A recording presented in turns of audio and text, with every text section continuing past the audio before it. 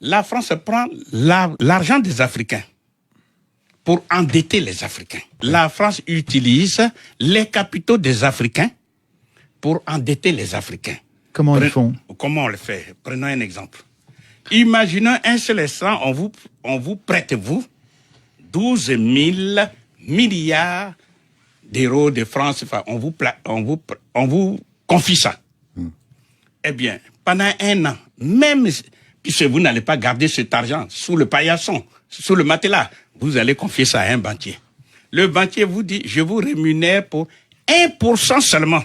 J'ai dit, on vous confie et vous placez ces 12 000 milliards dans une banque qui vous rémunère ne serait que pour 1%. 1% des 12 000 milliards, c'est 120 milliards d'intérêts seulement. 120 milliards. C'est comme ça que ça fonctionne. Eh bien, la France, un seul exemple, donc, ces intérêts rapportés en faveur de la France plus déçue, elle va aller prêter cet argent aux Africains, tabour battant, en mutant tous les journalistes, on s'en va aider les Africains. C'est-à-dire qu'on s'en va prêter l'argent des Africains aux Africains. Mais d'abord, c'est de l'argent qui est placé sur les marchés internationaux, avec donc la France a des revenus de cet argent-là, ensuite prêter aux Africains. Mais je vais vous dire en 2 mots, c'est très simple. Vous avez des comptes d'opération de tous les pays africains, 14 pays. Quand la Côte d'Ivoire, il y a des pays qui sont toujours en positif sur leur compte, et il y en a qui sont toujours juste ou en négatif. Alors, on prend sur l'argent de ceux qui sont en positif et qu'on détient pour prêter à ceux qui sont en négatif. Donc on prête l'argent des Africains aux Africains. C'est ça l'aide au développement.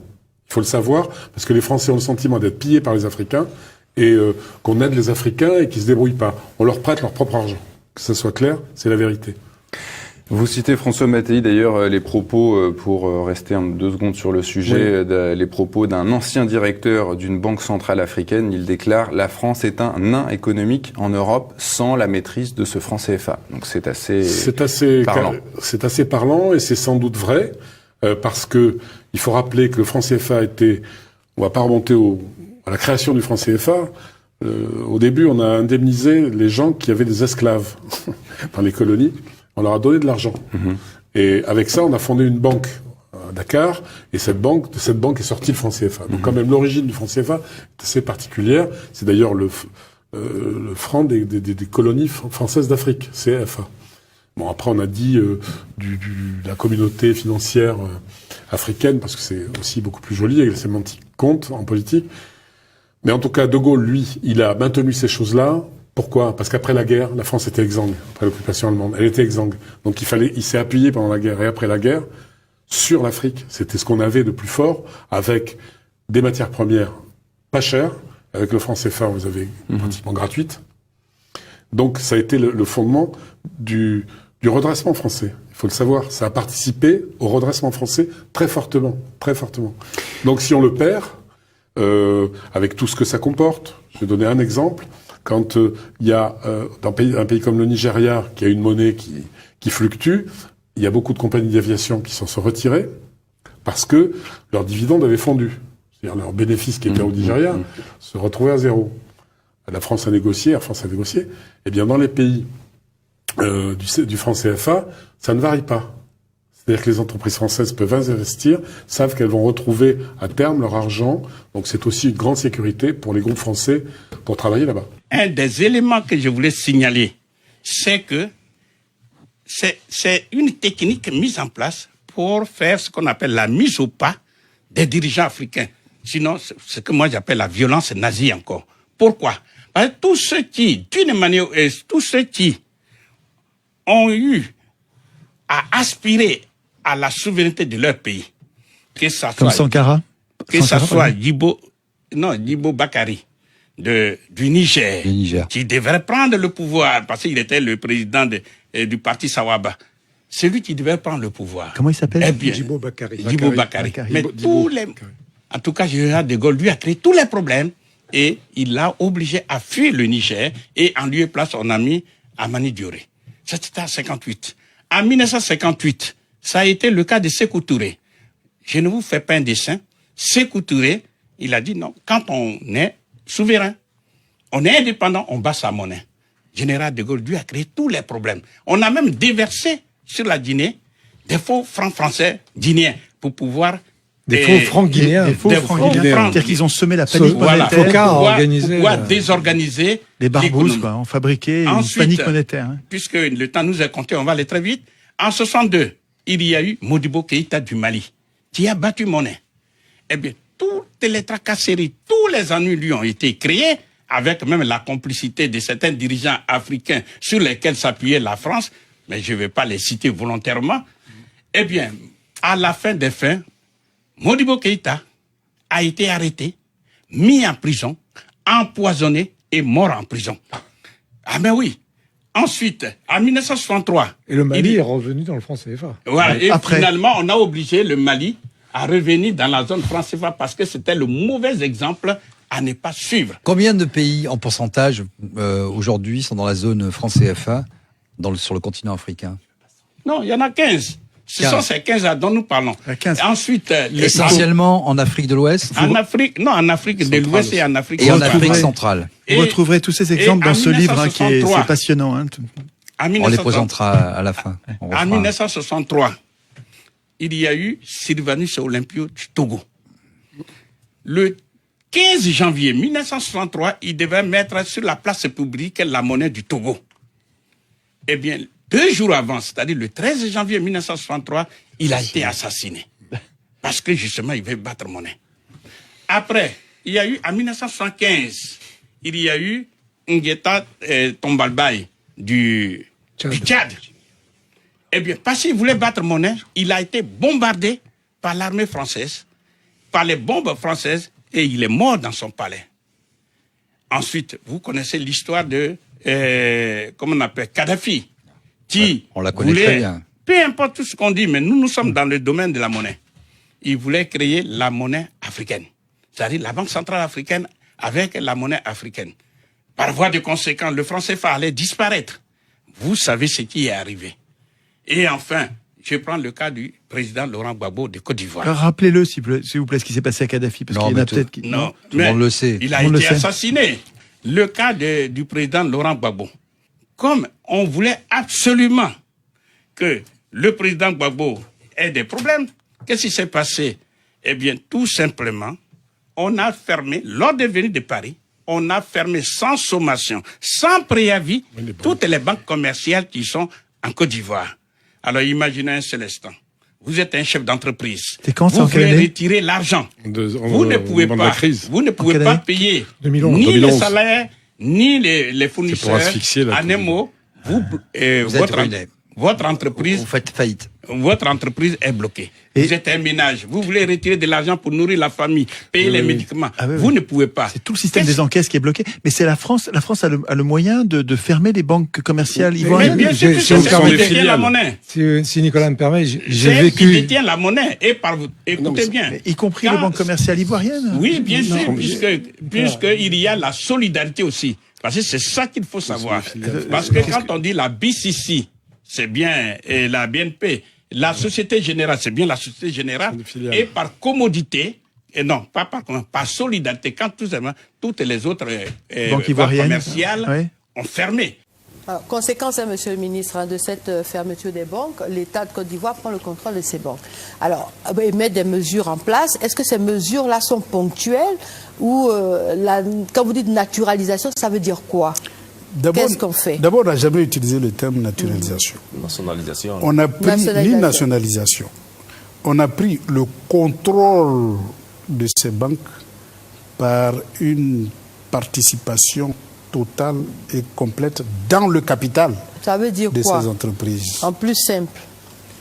Ça veut dire qu'en termes clairs, ce sont des sociétés d'État par transfert de propriété. Comme on dit à Bobo, c'est pour nous.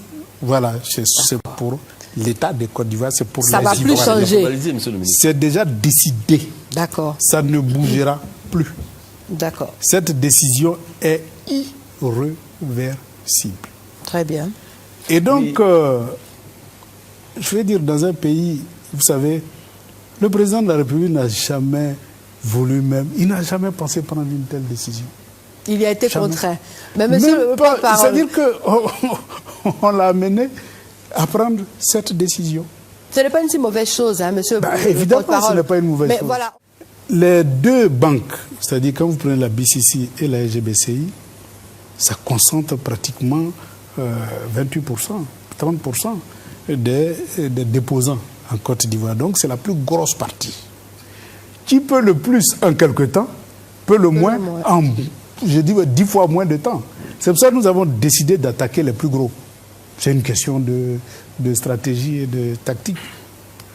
Et lorsque nous aurons lancé aujourd'hui, depuis un certain temps, la BCC, je crois depuis hier, la BCC est ouverte au public. Eh bien, d'ici la fin de la semaine prochaine, avant le 15, eh bien, la SGBCI, siège central, cela s'entend, sera ouvert au public. Mais entre-temps, nous sommes en train de préparer des décisions pour les autres banques. Et nous discutons naturellement avec les Ivoiriens qui travaillent dans ces banques pour voir concrètement quelles sont les dispositions. Nous avons des réponses. Très bien. Dans peu de temps, eh bien, les Ivoiriens découvriront ces réponses-là. Que les Ivoiriens ne s'inquiètent pas. Qui peut le plus, peut le moins. Ce qu'on a fait pour la BCC et pour la SGBCI, si c'est ça la solution, eh bien, nous ne manquerons pas de prendre la bonne décision pour les Ivoiriens. Parce que ce qui nous intéresse aujourd'hui, c'est avant tout l'intérêt supérieur du peuple souverain de Côte d'Ivoire. C'est ça qui nous intéresse. Le reste, ça ne nous intéresse pas. Et je me demande aujourd'hui, si pas extraordinaire, la France revenait à revoir sa position, est-ce que l'État ivoirien peut décider de lui rétrocéder ces banques-là? Qu'est-ce qui va se passer? Vous savez, pour le moment, on a pris une décision, je dis ferme et irrévocable, parce que relevant de la souveraineté de l'État de Côte d'Ivoire. Eh bien, les discussions qui peuvent s'engager, eh bien, ça sera peut-être d'autres discussions. Mais le préjudice que le peuple de Côte d'Ivoire a subi, il y avait des Ivoiriens qui avaient des parents à l'hôpital, qui ne pouvaient plus prendre de l'argent. Il y avait des Ivoiriens qui avaient tout leur argent dans ces banques, qui n'avaient même pas 5 francs sur eux, qui ne peuvent même pas payer leur loyer. Mais tout ce préjudice-là que les Ivoiriens ont subi, vous croyez qu'on est prêt à retourner dans le passé pour que dans quelques années, les Ivoiriens vivent ce même sort? Eh bien, nous sommes déterminés. Très bien. Et face à cette détermination, eh bien, le peuple de Côte d'Ivoire vaincra. Très bien. L'émission est terminée, mais je vous laisse le temps de ma conclusion. 1 minute. Vous êtes un grand technocrate, je compte sur vous, sinon on nous coupe. 1 minute pour conclure et vous adresser à la Côte d'Ivoire. Merci beaucoup. Chers Ivoiriens, la Côte d'Ivoire ressemble à un pays qui, pendant 50 ans, a été économiquement prisonnier. Elle était en prison. Et puis, brusquement, on lui ouvre les portes de la prison. C'est vrai que maintenant, il faut prendre ses responsabilités. Parce qu'en prison, on vous nourrit, on vous loge, on paye votre eau, votre électricité. Vous ne savez même pas comment on produit tout ça. Mais quand vous êtes libre, vous devez compter sur vous-même.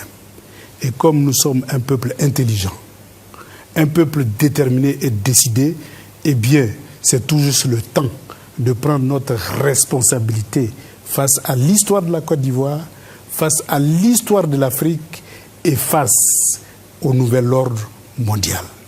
Voilà le message que je veux donner aux Ivoiriens. Merci beaucoup, monsieur le ministre. Mais ce que je voudrais dire, parce qu'il ne faut pas noyer le poisson, quand ces banques ont été fermées vers la fin, eh bien, Gbagbo était obligé, puisqu'on a même retiré, on a interdit aux représentants du président Gbagbo, à la BCAO qui est la banque centrale de ces 8 États, hein, on les a renvoyés. Gbagbo a été donc obligé de dire, bon, en tant que premier responsable du pays, eh bien, je suis obligé de créer la monnaie ivoirienne. Et selon Koné Katina, le ministre du budget de l'époque, il dit au plus tard, le 15 mai. Quelle année? 2011. Eh bien, on devrait voir la monnaie ivoirienne en circulation. On a parlé à l'époque de création de la monnaie ivoirienne. Une monnaie ivoirienne indépendante de la France. Est-ce que c'est vrai qu'elle était déjà prête, qu'elle aurait été prête le 15 mai s'il n'y avait pas eu les événements du 11 avril? Oui, je suis obligé de dire, si on n'avait pas les événements du 11 avril et que la BCAO continuait de cette façon, le 15 mai, nous avions notre monnaie. Et ça, nous n'avons pas le choix. Nous n'avions même pas le choix. Parce que, à un moment donné, nous serions en rupture de coupure d'argent. On en était en rupture de coupure d'argent parce que la BCEAO est alimentée, notre structure est alimentée à partir de Dakar, qui commande par rapport à qui renouvelle. Et la sortie de la masse monétaire en Côte d'Ivoire est énorme, puisque la bancarisation n'est pas forte. C'est-à-dire que les instruments de paiement autres que le numéraire sont très faibles. On n'utilise pas la carte, les chèques, on a peur des chèques, donc tout le monde en espèces. Donc il y a beaucoup de circulation de monnaie. Et le système que nous avons mis en face en nous assistant, c'était ça, empêcher la BCEAO de pouvoir recycler la monnaie et d'avoir de nouvelles monnaies, de sorte que nous soyons en rupture de monnaie fiduciaire. Et est-ce que cette monnaie ivoirienne pouvait marcher? Ah oui, contrairement à ce qu'on dit, elle aurait pu marcher et totalement marcher. Contrairement à ce que la monnaie ivoirienne, contrairement à ce que les gens pensent. Et je pense que d'ailleurs, avant que je n'aille plus loin, l'une des raisons de la guerre précipitée était celle-là. Les gens savaient. Ils savaient que 15 mai, la Côte d'Ivoire aurait eu sa monnaie. Et alors, ça aurait entraîné toute la sous-région. Pourquoi? C'est très simple. Le camp de Burkina vient au port d'Abidjan pour dire je vais faire des opérations. L'opérateur économique burkinabé. Il est obligé d'utiliser la monnaie ivoirienne.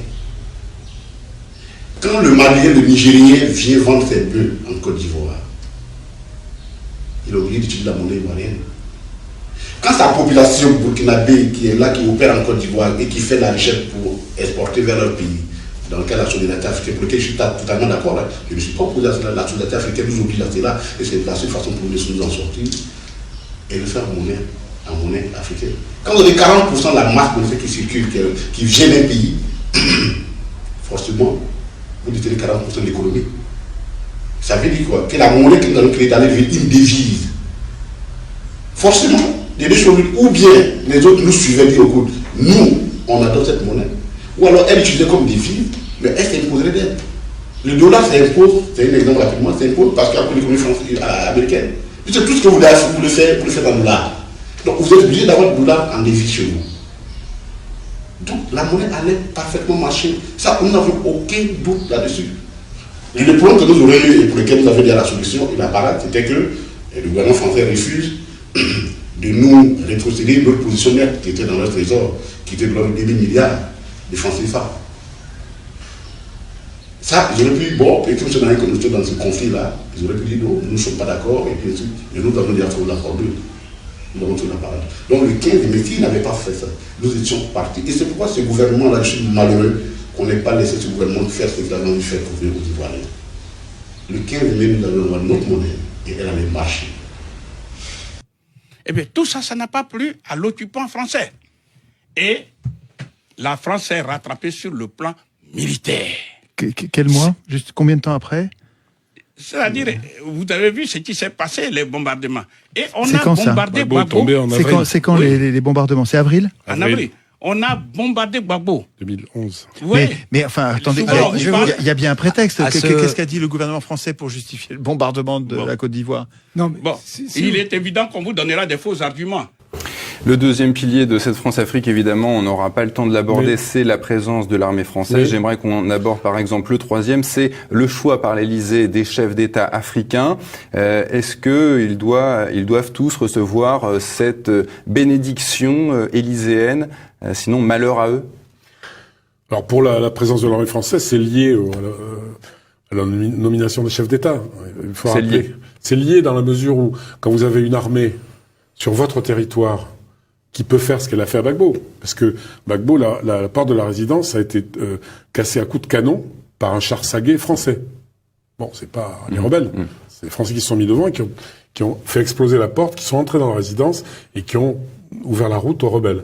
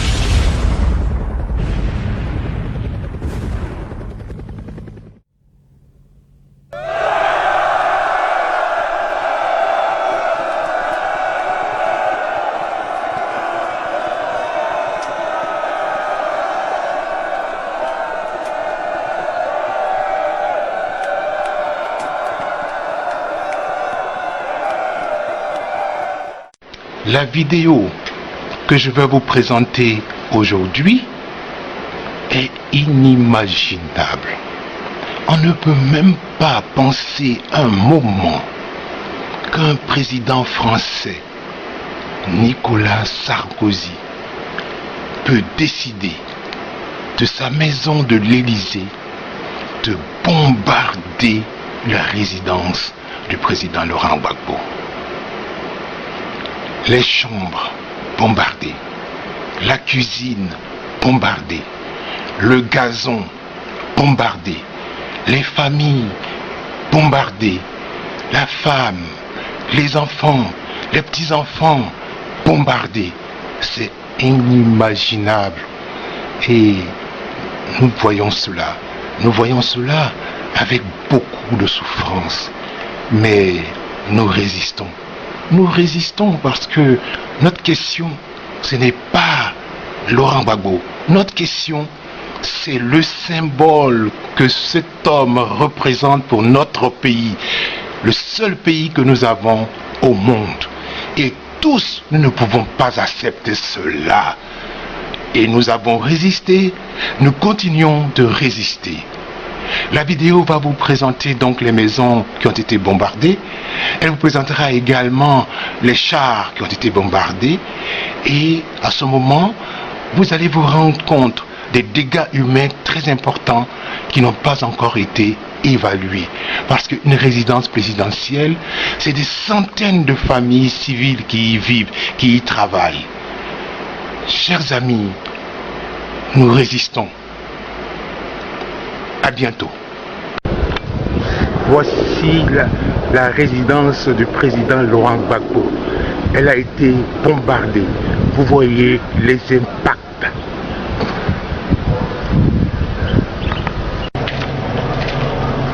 Le marbre a été entièrement foudroyé et concassé. Les véhicules saccagés et brûlés. Voici la signature de la force Licorne, ici à la résidence du chef de l'État. Nous sommes ici à la cuisine. Elle aussi n'a pas échappé à la violence meurtrière des hommes de Sarkozy. L'armée française a utilisé également des bombes incendiaires. Même le gazon n'a pas échappé à la furia des hommes de Sarkozy. Ce char a été bombardé par la force Licorne.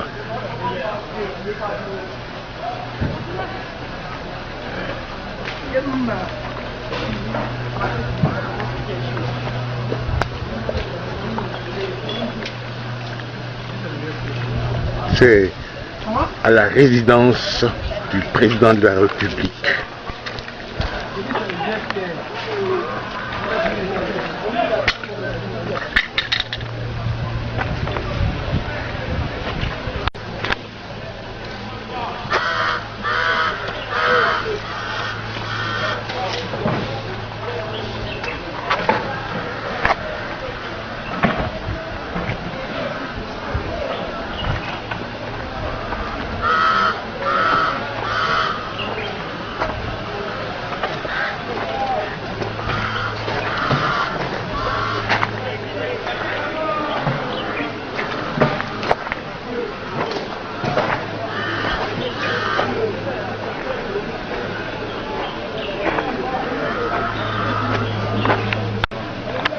Je suis ici à la résidence du président de la République, son Excellence Laurent Gbagbo. La Licorne, avec ses avions, ont bombardé la résidence hier. Voici, la maison du président a été touchée. Voici les chars qui gardaient l'accès à la résidence. Ils ont été bombardés. La France de Sarkozy est toujours dans la logique de la violence et de la mort. À force de chercher dans le camp militaire de Port-Bouët, nous avons trouvé un Français qui réagisse sans ambiguïté à l'arrestation de Laurent Gbagbo hier. Je pense que c'est très positif et j'espère que ça va permettre aux activités de reprendre très rapidement. D'ailleurs, Ouattara l'a promis que les activités reprendront très rapidement. Et on peut faire confiance à M. Ouattara qui a une haute éducation que M. Gbagbo. Voilà, c'est dit et ce ne sera pas répété. Même si cette opinion est largement répandue chez les ressortissants nationaux, il ne fait pas bon afficher ses préférences. Bonjour, vous ne voulez pas parler? Non, merci. Encore moins son aversion pour l'ancien président, en tout cas face à la caméra. Je voudrais vous dire tout le plaisir que j'ai à être ici, à Kinshasa, et à rendre visite au nouveau président Tshisekedi, parce que je l'ai rencontré il y a peu de temps avec le président Macron à Nairobi, et il avait souhaité que je lui rende visite, et le président Macron a souhaité que je vienne rapidement, ce qui est le cas, et c'est un échange très approfondi que nous avons pu avoir tout à l'heure. J'observe que c'est la première visite d'un ministre des Affaires étrangères français en République démocratique du Congo depuis 7 ans. Et donc, il nous importe de retrouver un bon rythme de partenariat. Et si je devais caractériser la tenue de ces entretiens, c'est le fait que nous voulons ensemble ouvrir un partenariat nouveau entre la République démocratique du Congo et la France. Partenariat nouveau qui s'appuie sur la feuille de route qui vient de vous être lue, qui sera enrichi d'ailleurs d'inflexion dans le domaine de l'agriculture et de l'énergie à la suite des entretiens que nous venons d'avoir. L'ensemble, c'est un programme de 300 millions d'euros sur la durée du mandat du président Tshisekedi. 300 millions d'euros que nous allons mobiliser pour le développement, pour la formation, pour la santé et pour la sécurité, et aussi pour les objectifs globaux que sont la francophonie et la lutte contre le réchauffement climatique, en y incluant désormais aussi, comme je vous l'ai dit, le domaine agricole et le domaine de l'énergie. Et dans cette perspective, une mission française viendra rapidement dès que le gouvernement nouveau sera constitué pour élaborer la méthode et surtout être en situation d'efficacité. Il me semble souvent que les Africains ont peur d'être indépendants. Ils ont peur d'être indépendants. Par exemple, je suis en train d'étudier avec le président Bian comment faire pour créer au niveau de l'Afrique une banque d'investissement. Les Africains ont les moyens d'avoir une banque qui soit totalement indépendante des autres. Bon, on n'est jamais totalement indépendant dans le monde éclaté où nous vivons, mais je veux dire de prendre l'initiative.